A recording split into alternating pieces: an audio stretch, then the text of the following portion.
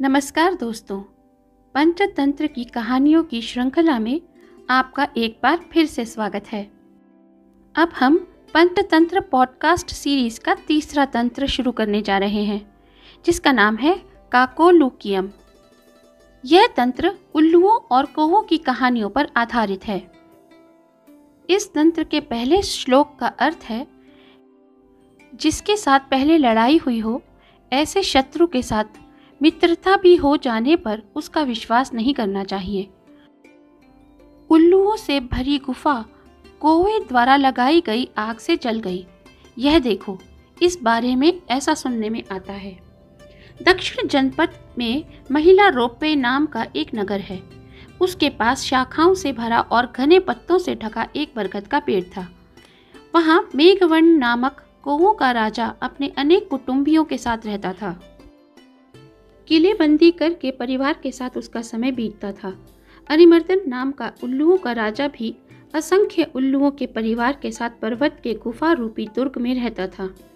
रात होने पर वह हमेशा बरगद के चारों ओर चक्कर मारता था। वह उल्लुओं का राजा पहली दुश्मनी के कारण किसी कौवे से मिलने पर उसे मार डालता था। कहा भी है, जो आलसी स्वतंत्रता से बढ़ते हुए अपने शत्रु और रोग की उपेक्षा करता है, वह उनसे धीरे धीरे मारा जाता है। और भी, जो पैदा होते ही शत्रु और रोग को नष्ट नहीं कर देता, वह जोरदार होने पर भी शत्रु और रोग बढ़ने से मारा जाता है। एक दिन कौवों के राजा ने अपने सब मंत्रियों को बुलाकर कहा, हमारा शत्रु उत्कृष्ट, उद्यमी और समय जानने वाला है, इसीलिए वह हर रात आकर हमें मारता है। इसका प्रतिकार कैसे करना चाहिए? हम रात को देख भी नहीं सकते और उसका किला कहाँ है यह भी हम नहीं जानते, जिससे वहां जाकर उस पर आक्रमण कर सकें। उसके मंत्रियों ने जवाब दिया, देव ने यह सवाल ठीक ही किया है। कहा है कि बिना पूछे सचिव को कुछ न कहना चाहिए, पर पूछने पर उसे हित की बात, चाहे वह प्रिय लगे अथवा अप्रिय, फौरन करनी चाहिए।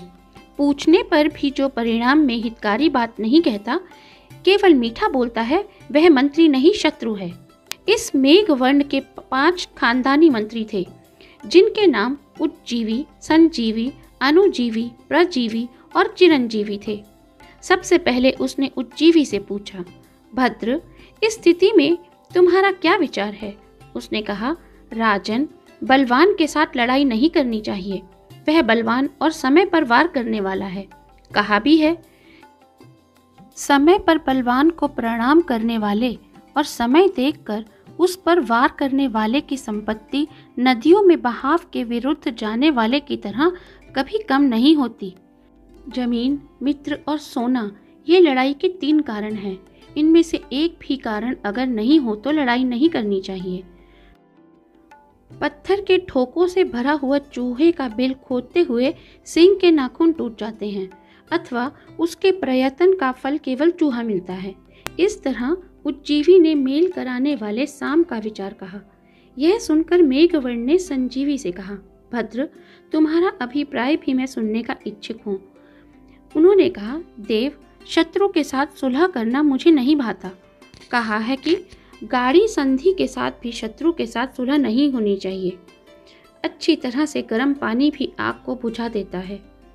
और यह अरिमर्दन तो क्रूर, लालची और अधर्मी है, फिर वह आपके संधि करने योग्य नहीं है। कहा भी है, जो सच्चाई और धर्म से अलग हो, उसके साथ किसी तरह का मेल नहीं करना चाहिए, इसीलिए उसके साथ लड़ाई करनी चाहिए। यह मेरा निश्चय है। कहा भी है कि निर्दय, लालची, आलसी, झूठा, दंभी, डरपोक, अस्थिर, मूर्ख और युद्ध से प्रतिकूल दुश्मन को सुखपूर्वक उखाड़ फेंका जा सकता है। फिर उसने तो हमें हराया है। अगर आप उसके साथ मेल करते हैं तो फिर वह कौवों को मारेगा। कहा भी है, चौथे उपाय यानी दंड से वश में करने योग्य शत्रु के प्रति साम का प्रयोग करना उल्टी क्रिया है। उत्साह और शक्ति संपन्न छोटा शत्रु भी बड़े शत्रु को मार डालता है, जैसे सिंह हाथी को मारकर अपना राज्य कायम करता है। भीम ने स्त्री का रूप धारण करके जिस तरह कीचक को मारा था, उसी तरह जो शत्रु बल से ना मारा जा सके, उसे कपट से मारना चाहिए। इस प्रकार संजीवी ने लड़ाई की सलाह दी। उसे सुनकर मेघवर्ण ने अनुजीवी से कहा, भद्र, तुम भी अपने मन की बात कहो। उसने उत्तर दिया, देव, यह दुष्ट बल में अधिक और बिना मर्यादा का है, इसीलिए इसके साथ संधि या लड़ाई करना उचित नहीं है। पीछे हटना ही उसके योग्य है। कहा भी है, बल में बढ़ चढ़कर दुष्ट और मर्यादा रहित शत्रु के साथ पीछे हटे बिना सुलह अथवा लड़ाई करने वाला प्रशंसनीय नहीं गिना जाता। पराक्रमशील विजयी शत्रु के प्रदेश पर कार्तिक अथवा चैत्र में ही धावा बोलना चाहिए, किसी दूसरे समय में नहीं। संकट में पड़े हुए तथा अनेक दोषों वाले शत्रु के ऊपर आक्रमण करने के लिए सभी समय ठीक है। राजा को शूर, विश्वास पात्र और महाबलवान सैनिकों के साथ अपनी जगह को दृढ़ करने के बाद अपने गुप्तचरों को पहले से ही आगे फैलाकर शत्रु के देश के ऊपर आक्रमण करना चाहिए। इसीलिए हमारे लिए हटना ही ठीक है। इस तरह अनुजीवी ने पीछे हटने के संबंध में अपनी राय कही। उसे सुनकर मेघवर्ण ने प्रजीवी से कहा, भद्र, तुम अपने मन की बात कहो। उसने कहा, देव, मुझे संधि, लड़ाई अथवा पीछे हटना ये तीनों नहीं भाते।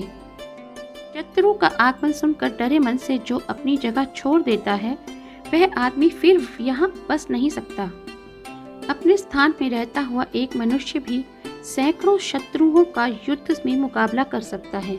एक स्थान में जमे हुए पेड़ प्रतिकूल हवा से भी जिस तरह नहीं उखड़ते, उसी तरह एक स्थान में जमे हुए छोटे आदमी भी जोरदार से दुख नहीं पाते। बड़ा तथा चारों ओर से दृढ़ पेड़ भी अगर अकेला हो तो जोर की हवा उसे हिला सकती है, लेकिन बहुत से एक साथ लगे हुए वृक्ष एक होने से तेज हवा से भी नहीं गिरते। यह सुनकर मेघवर्ण ने चिरंजीवी से कहा, भद्र, तुम भी अपना विचार कहो। उसने उत्तर दिया, 6 गुणों में मुझे संशय अच्छा लगा, इसीलिए उसका पालन कीजिए। कहा है, समर्थ और तेजस्वी पुरुष भी बिना सहारे के क्या कर सकते हैं। बिना हवा के जली हुई आग भी स्वयं बुझ जाती है, इसीलिए बिना सहारे के किसी तरह बदला नहीं लिया जा सकता। सहारा लेकर पीछे लड़ाई करना, यह मेरा अभिप्राय है। इस तरह चिरंजीवी ने अपना विचार कहा। उसके कहने के बाद मेघवर्ण राजा ने अपने पिता के पुराने बूढ़े मंत्री स्थिरजीवी से, जो सब नीति शास्त्रों में पारंगत था, प्रणाम करके कहा, बाबा, यह सब सुनकर आप मेरे लिए जो उचित हो वैसा कहिए। उसने उत्तर दिया, इन सब ने नीति शास्त्र के अनुसार ही बातें कही हैं। यह बातें अपने अपने समय पर ही काम की हैं, पर यह समय दो तरफी चाल का है। कहा भी है, बलवान शत्रु का सुलह और लड़ाई करते हुए जीतने का भरोसा नहीं। इस तरह दो तरफी चाल के सहारे तू अपनी जगह रह सकेगा और लालच के सहारे शत्रु को उखाड़ फेंकेगा। फिर यदि उसमें कोई दोष दिखेगा तो उसे मार गिराएगा। मेघवर्ण ने कहा, तात, मैं उसका स्थान तक तो जानता नहीं, फिर दोष कैसे जानूंगा। स्थिरजीवी ने कहा, वत्स, उसके स्थान का ही नहीं बल्कि उसके दोषों का भी मैं गुप्तचरों से पता लगवाऊंगा। कहा भी है, पशु गंध से देखते हैं, ब्राह्मण वेद से देखते हैं, राजा गुप्तचरों से देखते हैं और दूसरे मनुष्य आंखों से देखते हैं। जिस तरह पैर के अंदाज से पानी की गहराई जान ली जाती है, उसी तरह अपने कामों में कुशल गुप्तचर अधिकारियों का भीतरी भेद लेकर शत्रु रूपी गहरे जल की थाप जान लेते हैं।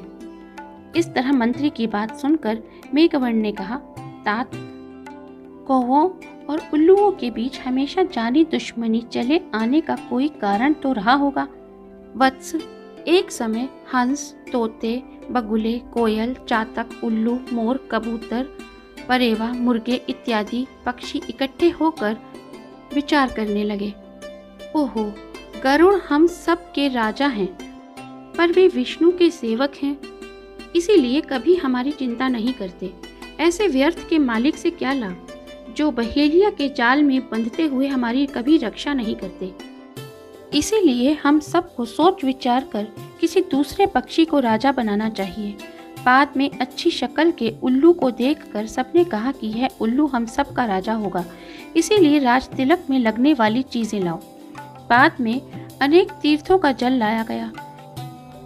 108 औषधियों की जड़ों से सामग्री बनी, सिंहासन सजाया गया, मंडल चित्रित किया गया, विचित्र पर्वतों सहित सोने का घड़ा भरा गया। द्वीप, वाद्य और शीशे जैसी मांगलिक वस्तुएं तैयार की गई। कृकालिका नाम पटरानी को जैसे ही लाया गया और जैसे ही राज तिलक के लिए उल्लू राज सिंहासन पर बैठ रहा था कि कहीं से एक कौवा आया और बोला, पक्षियों का यह मेला और महोत्सव किस लिए हो रहा है। बाद में पक्षी उसे देखकर आपस में कहने लगे, पक्षियों में कौवा चतुर है। उन्होंने उत्तर दिया, अरे पक्षियों का कोई राजा नहीं है, इसीलिए सब पक्षियों ने उल्लू को पक्षियों के राजा की तरह राज तिलक करने का निश्चय किया है। अब तू अपना अभिप्राय कह, तू ठीक समय पर आया है। इस पर उस कौवे ने हंसकर कहा, अरे यह ठीक नहीं है। मोर, हंस, कोकिल, चकवा, तोता, हारिल, सारस आदि मुख्य पक्षियों के होते हुए भी दिन में अंधे और बदसूरत उल्लू का अभिषेक करने में मेरी सम्मति नहीं है। गरुड़ के राजा होते हुए दिन में अंधे को किस लिए राजा बनाया जा रहा है? फिर केवल गरुड़ का ही नाम लेकर तुम शत्रुओं से अजय हो सकते हो। कहा है कि दुष्टों के सामने अपने मालिक स्वरूप बड़ों के नाम मात्र लेने से ही सिद्धि मिलती है। चंद्रमा का नाम लेने से खरगोश सुख पूर्वक रहता है। पक्षियों ने कहा, यह कैसे? तब कौवा खरगोश और हाथी की कहानी उन पक्षियों को सुनाता है। तो दोस्तों, खरगोश और हाथियों की कहानी हम आपके लिए जल्द ही लेकर आएंगे। मिलते हैं अगली कहानी में। धन्यवाद।